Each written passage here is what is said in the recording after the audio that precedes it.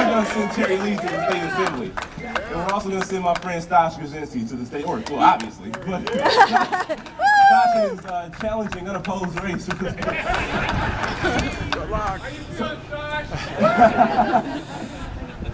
So the reason why we were here on this bus tour, they said, Mandela, we're going to go on a school bus. Oh man, school bus, great.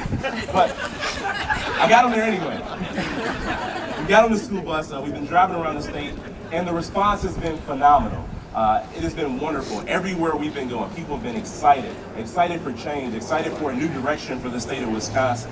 Some people say Tony Venom, I've heard Pandatonium, I heard Evers Fever. Whatever it is real. And being on this bus, I've gotten an opportunity to learn so much more about Tony personally, different personal stories. We stopped by, and he's lived all across the state. Everywhere we go, so he said, oh, this is my hometown. But we were in Toma, and we went by his old house, and he talked about how he fell off a roof once. And Tony is a fighter, I will say that. He beat cancer, and he's going to beat Scott Walker.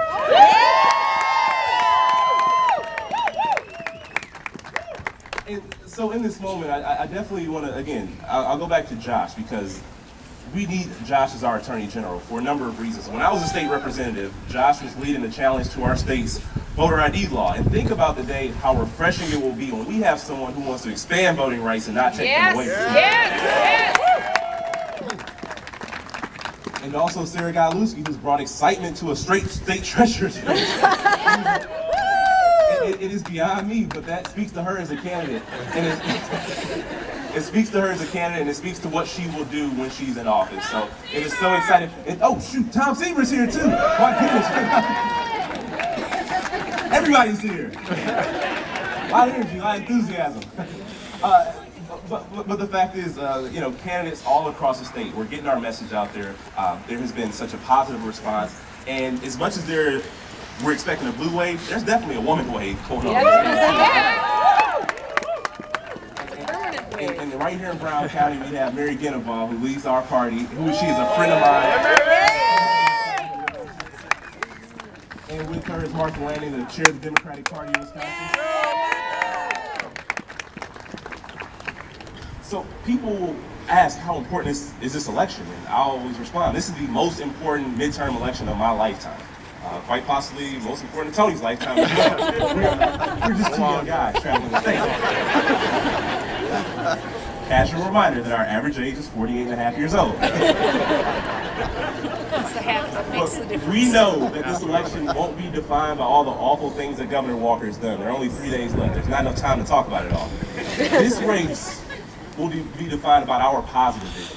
Again, how do we lead once again? How do we make the state of Wisconsin a place that we can all be proud of? A state that's open for all, not just open for business as Governor Walker would have it. And it starts with expanding health care. It means quality and affordable health care access should be a top priority. We've already committed to taking the Medicaid expansion that Scott Walker turned down. That's $1.1 billion of our money. It's my money and I want it now. We've all seen the commercial, but this is our reality right now. And we need to take the Medicaid expansion to make sure that we can cover as many people as possible, to drive down costs for everybody. We also have to get out of the frivolous lawsuit that Governor Walker and Attorney General Brad Schimel have us in, that will leave the 2.4 million people in this state with a pre-existing condition in jeopardy. Quite possibly not knowing where they'll get their health insurance from. That's why healthcare is on the ballot, and that's why we got to get out there and make sure we vote. Yep. And on top of that, education. Because, as we know, Governor Walker. If education wasn't important, Governor Walker wouldn't have started calling himself the education governor. Dear. We know better. No education governor cuts $800 million from public education. And he has no education. No education governor does that. We have a chance to elect a real education governor, and Tony's already committed to putting $1.4 billion back.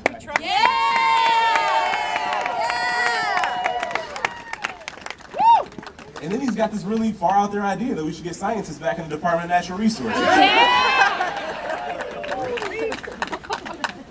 I don't, I'm like, Tony, whoa, man, you gotta slow down. Get a little too extreme. Crazy. Clean air, safe drinking water, that has to be a priority in the state of Wisconsin. And also, when we have elected officials, as we do, who don't believe in climate change, in this climate, we have to change those elected officials. Yes. Right.